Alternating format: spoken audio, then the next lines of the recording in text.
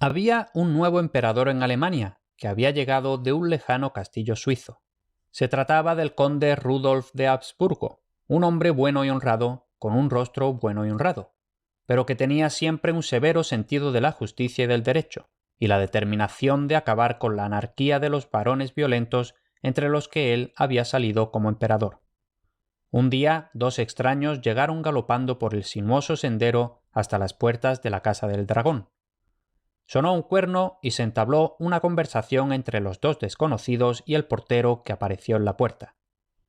Luego se envió corriendo un mensajero al varón, que enseguida cruzó a grandes zancadas el patio hasta la puerta para parlamentar con los extraños. Ambos llevaban consigo un pergamino doblado con un gran sello rojo que pendía de él como un coágulo de sangre. Era un mensaje del emperador exigiendo que el varón acudiera a la corte imperial para responder a ciertas acusaciones que se habían presentado contra él y para comprometerse a mantener la paz del imperio. Uno por uno, los varones que habían estado llevando a cabo sus guerras privadas o habían estado despojando a los campesinos en su tránsito de ciudad en ciudad y contra los que se habían presentado quejas, fueron convocados a la corte imperial, donde se les obligó a prometer la paz y a jurar lealtad al nuevo régimen.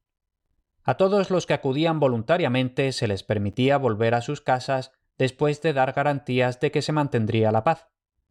A todos los que no acudían voluntariamente se les encadenaba o se les arrancaba de sus fortalezas a sangre y fuego.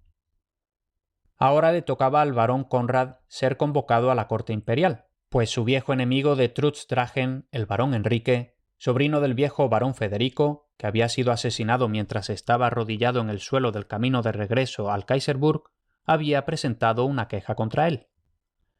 Nadie en Drachenhausen sabía leer, salvo maese Rudolf, el mayordomo, que ya estaba casi ciego, y el pequeño Otón.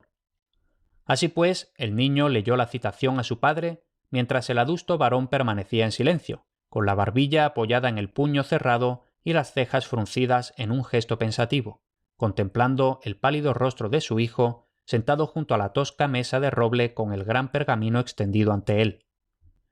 Debía responder a la convocatoria o rechazarla, como habría hecho con los antiguos emperadores. El barón Conrad no sabía qué hacer. El orgullo decía una cosa y la política otra. El emperador era un hombre de mano de hierro, y el barón Conrad sabía lo que les había ocurrido a quienes se habían negado a obedecer las órdenes imperiales.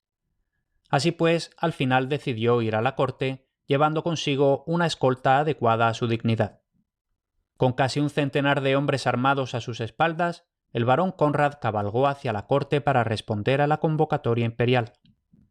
El castillo se quedó vacío de soldados y solo quedaron 8 para custodiar la gran fortaleza de piedra y al muchacho de temperamento ingenuo. Craso error. Habían pasado 3 días desde que el varón abandonó el castillo, y ahora había llegado la tercera noche. La luna pendía en medio del cielo, blanca y llena, pues apenas pasaba de medianoche. Las altas y escarpadas orillas del camino rocoso proyectaban una densa sombra negra en el barranco, y un grupo de unos 30 hombres se acercaba lenta y sigilosamente cada vez más al castillo de Drachenhausen. A la cabeza iba un caballero alto y delgado, vestido con una ligera cota de malla y con la cabeza cubierta solo por un casco de acero. Se deslizaron por entre las sombras y solo de vez en cuando un débil tintineo de armaduras rompía la quietud, pues la mayoría de los que seguían al caballero armado iban vestidos con jubones de cuero. Solo 1 o 2 llevaban siquiera una coraza de acero a modo de armadura.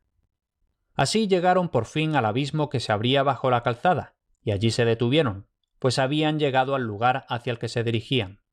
Era el barón Enrique de Trutz-Drachen quien había llegado así, en el silencio de la noche, a la Casa del Dragón, y su visita no presagiaba nada bueno para los que estaban dentro. El barón y 2 o 3 de sus hombres hablaban en voz baja, mirando de vez en cuando hacia la escarpada pared que se alzaba sobre ellos. «Allá está el lugar, señor barón», dijo uno de los que estaban con él. «Llevo escudriñando cada metro de la muralla durante la noche 1 semana entera. Si no entramos por ahí, no entraremos por ningún lugar. Un buen ojo, buena puntería y un hombre audaz es todo lo que necesitamos, y el negocio está hecho». De nuevo todos miraron hacia la pared gris que se alzaba sobre ellos en el silencioso aire nocturno. En lo alto estaba la torre de vigilancia de madera, aferrada a la cara del muro exterior, negra contra el pálido cielo. 3 grandes vigas atravesaban el muro, y sobre ellas se apoyaba la torre de madera. La viga central sobresalía de las demás a una distancia de 1,5 metros o 2 metros, y su extremo estaba tallado en forma de cabeza de dragón.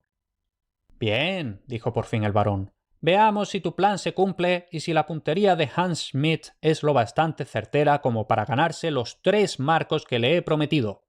¿Dónde está la bolsa?» Uno de los que estaban cerca entregó al barón una bolsa de cuero, el barón la abrió y sacó un ovillo de hilo fino, otro de bramante, un rollo de cuerda resistente y un gran fardo que parecía, hasta que fue desenrollado, una tosca red de pescar. Era una escalera de cuerda. Mientras se preparaba todo esto, Hans Schmidt, un arquero de complexión gruesa, cejas bajas y hombros anchos, tensó su robusto arco y, escogiendo cuidadosamente 3 flechas de las que tenía en su carcaj, las clavó con la punta hacia abajo en la tierra. Desenrolló el ovillo de hilo, lo dejó suelto en grandes lazadas sobre el suelo para que pudiera correr fácilmente sin engancharse, y luego ató el extremo del hilo con fuerza alrededor de una de sus flechas. Ajustó la flecha al arco y se acercó la pluma a la oreja. ¡Fium! Sonó la cuerda del arco y la flecha voló silbando hacia la torre vigía. Acertó a la primera. «Bien», dijo Hans Schmidt, el arquero, con su voz grave. «Los 3 marcos son míos, señor barón». La flecha había caído más allá de la viga que sobresalía entre la cabeza tallada del dragón y la torre de vigilancia, llevándose consigo el hilo, que ahora colgaba desde arriba, brillando blanco a la luz de la luna como una telaraña. El resto fue tarea fácil. En primer lugar, el hilo subió el cordel hasta la viga y por encima de ella. Luego el cordel subió la cuerda y por último la cuerda subió la escalera de cuerda. Allí colgaba como una delgada y esbelta línea negra contra las silenciosas paredes negras. «Y ahora», dijo el barón, «¿quién irá primero y ganará 50 marcos para los suyos y subirá por la escalera de cuerda hasta la torre de allá?» Los que estaban alrededor dudaron. «¿No hay nadie lo bastante valiente para aventurarse?», dijo el barón tras un momento de silencio. Un joven corpulento, de unos 18 años, se adelantó y arrojó al suelo su gorro plano de cuero. «Yo iré, mi señor barón», dijo. «Bien», dijo el barón, «los 50 marcos son tuyos. Y ahora escucha. Si no encuentras a nadie en la torre de vigilancia, silba así. Si el vigilante está en su puesto, asegúrate de que todo está a punto antes de dar la señal. Cuando todo esté listo, los demás te seguirán. Y ahora vete, y que la buena suerte te acompañe». El joven se escupió en las manos y, agarrando las cuerdas, comenzó a subir lenta y cuidadosamente la endeble y tambaleante escalera. Los de abajo la sujetaban con toda la fuerza de que eran capaces, pero a pesar de todo, él se balanceaba hacia atrás y hacia adelante y daba vueltas y vueltas mientras subía sin cesar. Una vez se tuvo que parar a la mitad, y los de abajo lo vieron aferrarse a la escalera como si estuviera mareado por la altura y el movimiento. Pero pronto comenzó de nuevo arriba, arriba, arriba, como una gran araña negra. Por fin salió de las negras tinieblas y entró en la blanca luz de la luna, y entonces su sombra le siguió paso a paso por la pared gris. Por fin llegó a la viga saliente y allí se detuvo un momento, aferrándose con fuerza a ella. Al instante siguiente estaba sobre la viga, arrastrándose hacia la ventana de la torre de vigilancia que estaba justo encima. Levantándose lentamente sobre su estrecho punto de apoyo, se asomó cautelosamente al interior. Los que le observaban desde abajo le vieron deslizar suavemente la mano hacia el costado y colocarse algo entre los dientes. Era su daga. Levantó la mano, se agarró al alféizar de la ventana y con un silencioso impulso se sentó en él. Al instante siguiente desapareció en su interior. Siguieron unos segundos de silencio y de repente un grito agudo y gorgoteante rompió la quietud. Hubo otra pausa de silencio y luego sonó un débil y agudo silbido desde arriba. «¿Quién será el siguiente?», dijo el barón. Fue Hans Schmidt quien se adelantó. Otro siguió por la escalera y otro y otro. El último fue el propio barón Enrique y no quedó más que la escalera de cuerda colgando de lo alto y meciéndose de un lado a otro con el viento. Aquella noche Schwarzkarl había estado bebiendo vino amarillentoso en la despensa con su viejo amigo Maese Rudolf, y los dos, charlando y cotilleando juntos, habían pasado el tiempo hasta mucho después de que los demás del castillo se hubieran dormido.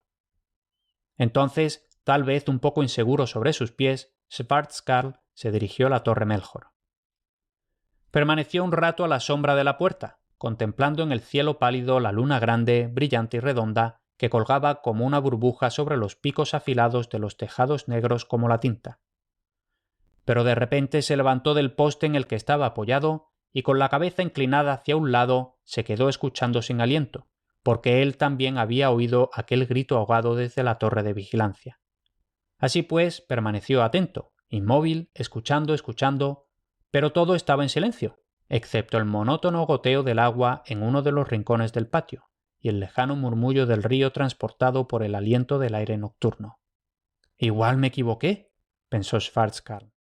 Pero al momento siguiente el silencio se rompió de nuevo por un silbido débil y agudo. ¿Qué significaba?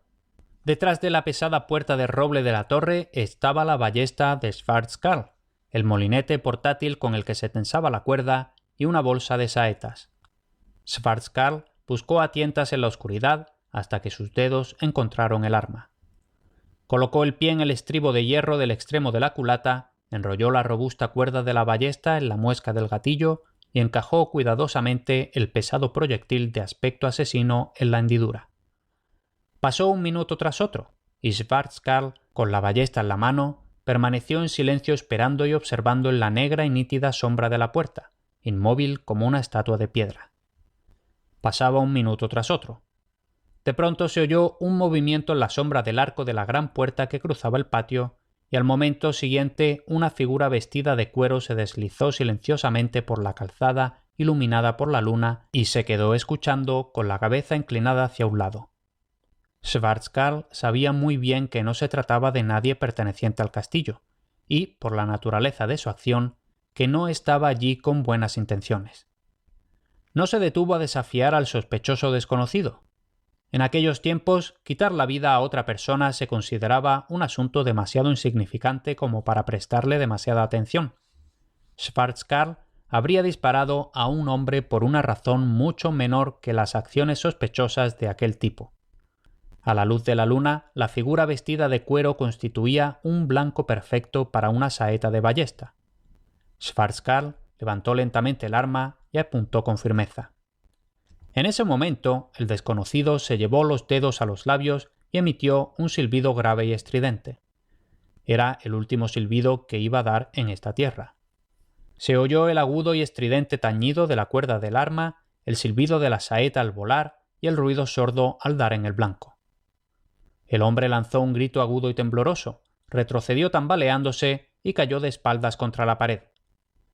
Como en respuesta al grito, media docena de hombres se precipitaron tumultuosamente desde la sombra de la puerta por donde acababa de llegar el desconocido, y luego se quedaron en el patio, mirando inseguros a un lado y a otro, sin saber de dónde había provenido el impacto que había derribado a su camarada. Pero Schwarzkarl no les dio tiempo a descubrirlo.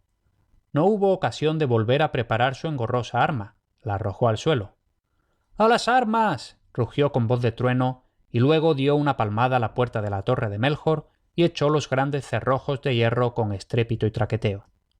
Al instante siguiente, los hombres de Trutdrachen golpeaban atronadoramente la puerta, pero Schwarzkarl ya estaba lejos, subiendo los sinuosos escalones. Pero ahora los demás salieron de la puerta en tropel. «¡A la casa!», rugió el barón Enrique. Y de repente un alboroto estrepitoso y estruendoso se abatió sobre la noche. Tolón, tolón, era la gran campana de alarma de la torre de Melchor. Schwarzkarl estaba en su puesto. El joven barón Otón dormía en la tosca cama de su habitación, soñando con la cruz blanca de la colina y con el hermano Juan. De vez en cuando oía sonar la campana del convento y sabía que debía de haber visitantes en la puerta, porque en sus sueños se oían fuertes voces. Enseguida supo que estaba despertando, pero aunque el soleado jardín del monasterio se hacía cada vez más tenue a su vista dormida, el tañido de la campana y el sonido de los gritos se hacían cada vez más fuertes. Entonces abrió los ojos. Las luces rojas de las antorchas, llevadas de un lado a otro por la gente en el patio exterior, parpadeaban y corrían a lo largo de la pared de su habitación. Gritos y llantos roncos llenaban el aire y de pronto el chillido agudo y desgarrador de una mujer resonó de pared a pared. Y entre los ruidos la gran campana de la torre de Melchor, desde lo alto, chocó y repicó con su áspera y resonante alarma. Otón saltó de la cama y miró por la ventana al patio de abajo. —¡Dios mío! ¡Qué cosa espantosa ha sucedido! —gritó y juntó las manos. Una nube de humo salía por las ventanas del edificio que había al otro lado del patio, desde donde parpadeaba un resplandor rojizo. Unos hombres extraños corrían de un lado a otro con antorchas encendidas, y los chillidos de las mujeres, que ya no cesaban, penetraban en el aire. Justo debajo de la ventana yacía la figura de un hombre semidesnudo y boca abajo sobre las piedras. De repente, Otón gritó de miedo y horror. Mientras miraba con ojos aturdidos y desconcertados hacia el patio, un hombre bestial, con una coraza brillante y un casco de acero, iba arrastrando la figura oscura y silenciosa de una mujer por las piedras. Pero Otón no podía precisar si estaba muerta o desmayada. A cada momento, el fulgor de aquel rojo apagado que salía de las ventanas del edificio del otro lado del patio brillaba con más intensidad, y el resplandor de otros edificios en llamas, que Otón no podía ver desde su ventana, convertía la noche negra y estrellada en un día escabroso. En ese momento se abrió de golpe la puerta de la habitación y entró la pobre Úrsula, enloquecida de terror. Se arrojó al suelo y agarró a Otón por las rodillas. —¡Sálvame! ¡Sálvame! —gritó como si el pobre y pálido niño pudiera serle de alguna ayuda en aquel momento. En el pasillo de afuera brillaba la luz de las antorchas, y el ruido de fuertes pasos se acercaba cada vez más. En medio de todo el alboroto sonaba sin cesar el estruendo y el clamor de la gran campana de alarma. La luz roja centelleó en la habitación y en la puerta se alzó una figura alta y delgada, vestida de pies a cabeza con una reluciente cota de malla. Detrás de este feroz caballero, con su rostro oscuro, estrecho y cruel, sus ojos hundidos brillando a la luz de las antorchas, se agolpaban 6 u 8 hombres feroces, de cejas bajas y brutales, que miraban fijamente a la habitación y al muchacho de rostro pálido mientras permanecía de pie junto a la ventana, con la anciana aferrada a sus rodillas y rogándole que la ayudara. —Hemos abierto la nuez y aquí está el fruto —dijo uno de ellos, que estaba de pie detrás del resto, y en ese momento se oyó una carcajada salvaje. Pero el rostro cruel del caballero armado nunca se relajó en una sonrisa. Entró en la habitación y puso su mano de hierro sobre el hombro del muchacho. —¿Eres tú el joven barón Otón? —dijo con voz áspera. —Sí —respondió el muchacho—, pero no me matéis. El caballero no le respondió. —Traed la cuerda —dijo a los suyos— y llevaos a esta vieja bruja. Fueron necesarios 2 hombres para soltar a la pobre Úrsula de su joven amo. Luego, entre carcajadas, se la llevaron a rastras mientras gritaba, arañaba y daba puñetazos. Le pusieron a Otón los brazos a la espalda y se los ataron con una cuerda de arco. Luego lo sacaron a empujones de la habitación y lo llevaron de malas maneras a lo largo del pasillo, ahora brillante por las llamas que rugían y crepitaban en el exterior. La hicieron bajar por la empinada escalera, donde tropezó 3 veces y cayó entre rugidos de risa. Por fin salieron al aire libre del patio. El espectáculo era terrible, pero Otón no vio nada. Sus ojos azules miraban a lo lejos y sus labios se movían suavemente con la oración que los buenos monjes de San Mijaelsburg le habían enseñado, porque pensaba que querían matarlo. Alrededor del patio las llamas rugían, chisporroteaban y crepitaban. 4 o 5 figuras yacían esparcidas aquí y allá, silenciosas en medio del resplandor y el alboroto. El calor era tan intenso que pronto se vieron obligados a volver al refugio de la gran puerta, donde las mujeres cautivas, bajo la guardia de 3 o 4 de los hombres de Trutzdragen, se apiñaban en mudo y desconcertado terror.